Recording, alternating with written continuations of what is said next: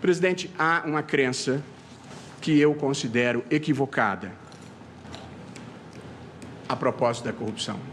E acho que nós precisamos requalificar isso nesse momento brasileiro. A corrupção é um crime violento, praticado por gente perigosa. É um equívoco supor que não seja assim. Corrupção mata. Mata na fila do SUS, mata na falta de leitos, mata na falta de medicamentos, mata nas estradas que não têm manutenção adequada. A corrupção destrói vidas que não são educadas adequadamente em razão da ausência de escolas, deficiências de estruturas e equipamentos. O fato de o corrupto não ver nos olhos a vítima que ele produz não o torna menos perigoso. A crença de que a corrupção não é um crime grave e violento e de que os corruptos não são perigosos nos trouxe até aqui, a esse quadro sombrio em que recessão, corrupção e criminalidade elevadíssima nos atrasam na história e nos retêm como um país de renda média que não consegue furar o cerco. Foi por essa leniência que nós criamos um país feio e desonesto. Note-se bem, não se trata de punitivismo, não se trata de jacobinismo, nem a crença em vingadores mascarados, nem Robespierre, nem Savonarola. Nós estamos falando de gente que teve devido processo legal, direito de defesa e que foi condenado, ou com trânsito em julgado ou em segundo grau de jurisdição. Nós estamos falando do cumprimento da pena fixada pelo Poder Judiciário depois de respeitadas todas as garantias. A interpretação da Constituição, presidente, não pode ser indiferente a este quadro que existe no Brasil. A corrupção no Brasil não foi produto de pequenas falhas individuais, de pequenas fraquezas humanas. Ela foi produto de esquemas profissionais de arrecadação e de distribuição de dinheiros desviados. E envolveu agentes públicos, agentes privados, empresários, empresas estatais, empresas privadas, membros do Legislativo, membros do Congresso, membros dos partidos políticos. É impossível não sentir vergonha pelo que aconteceu no Brasil. Que há de novidade nos últimos tempos no Brasil, e por isso a gravidade desse decreto, é a reação da sociedade brasileira que deixou de aceitar o inaceitável. Quem quer que ande pelo Brasil com olhos de ver e ouvidos de escutar, verifica a imensa demanda por integridade, por idealismo, por patriotismo que existe em toda parte do Brasil, vindo de baixo para cima. E esta é a energia que muda paradigmas. Esta é a energia que empurra a história na direção certa. E acho que, em muitas matérias, nós não somos atrasados por acaso. Nós somos atrasados porque o atraso é bem defendido. Há uma imensa reação e situaria claramente este indulto nesta reação do pacto oligárquico. Na verdade, o enfrentamento à corrupção no Brasil depara-se com 3 grandes obstáculos que é importante que as pessoas tenham a percepção, porque ela foi um fenômeno muito abrangente, de grande contágio, multipartidário, e que vai da esquerda à direita, da direita para a esquerda. Um fenômeno sem... O pacto oligárquico derrotou o pacto que nós precisamos celebrar, que é um pacto de integridade no Brasil.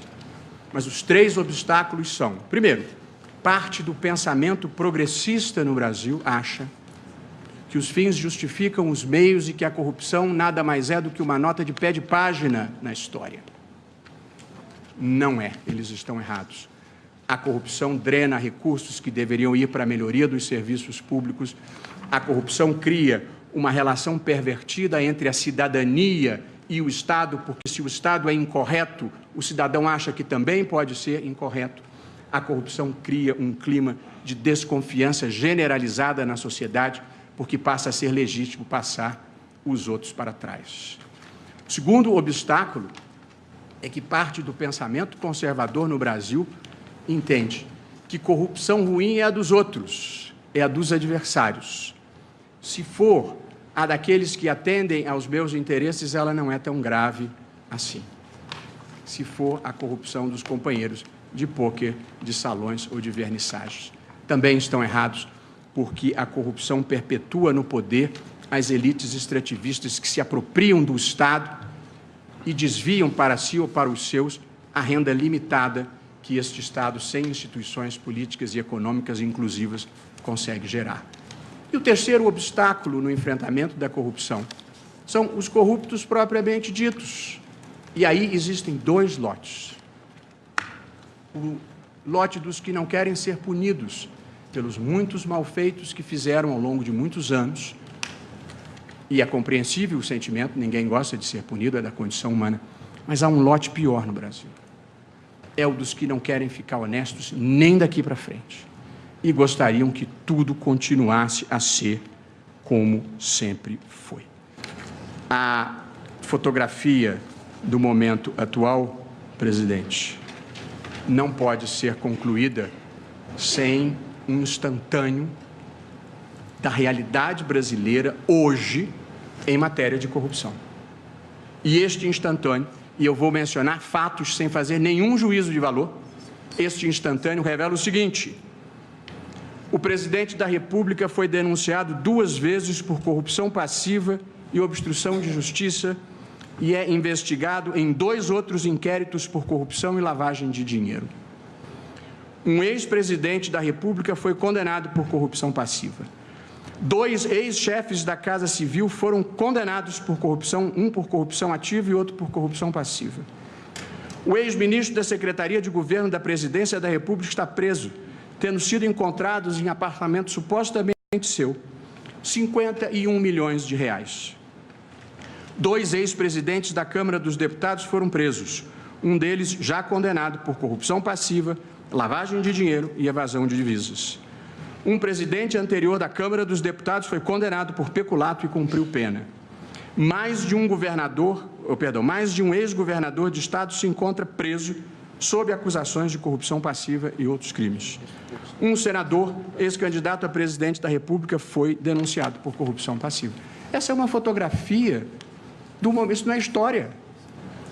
Esse é um flagrante do momento presente do Brasil. Alguém poderia achar que há uma conspiração contra tudo e contra todos. O problema desta versão são os fatos, os áudios, os vídeos, as malas de dinheiro, os apartamentos repletos, assim como as provas que saltam de qualquer compartimento que se abra. E uma coisa que me impressiona sobremaneira no Brasil, que é estarrecedora, é que ninguém assume os próprios erros e pede desculpas ao povo brasileiro pelos atos que praticou. Todos, sem exceção, alegam que estão sendo vítimas de perseguição política. Ou seja, não houve corrupção nem desvio de dinheiro no Brasil. Foi tudo uma miragem, uma invenção de procuradores, de juízes e da mídia opressiva. Uma razão para isso, além de uma elevada dose de cinismo, é que as coisas erradas foram naturalizadas de uma tal maneira que as pessoas perderam o senso crítico. E este decreto é um bom exemplo disso. E depois desse quadro que eu venho de narrar,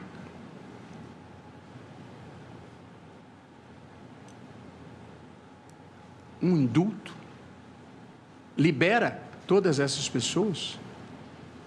E o Supremo chancela isso? Que mensagem nós vamos passar para a sociedade brasileira? Que país nós estamos criando?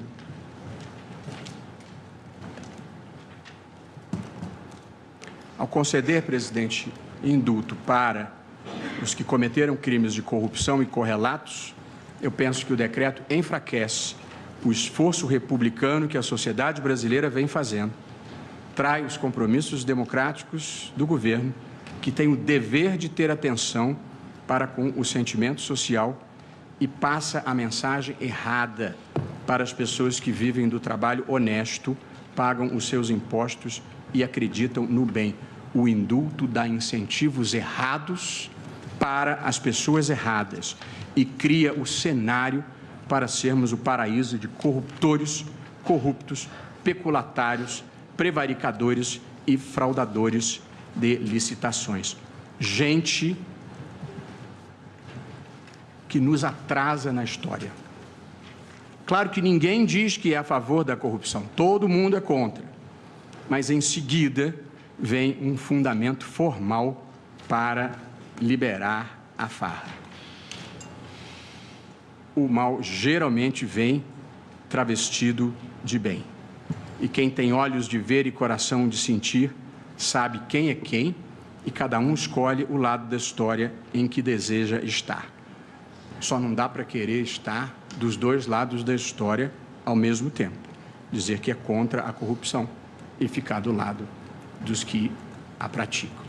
E, portanto, a ideia de que o presidente pode fazer o que quiser via decreto de indulto, eu acho que ela não se sustenta à luz de nenhum valor relevante inscrito na Constituição brasileira.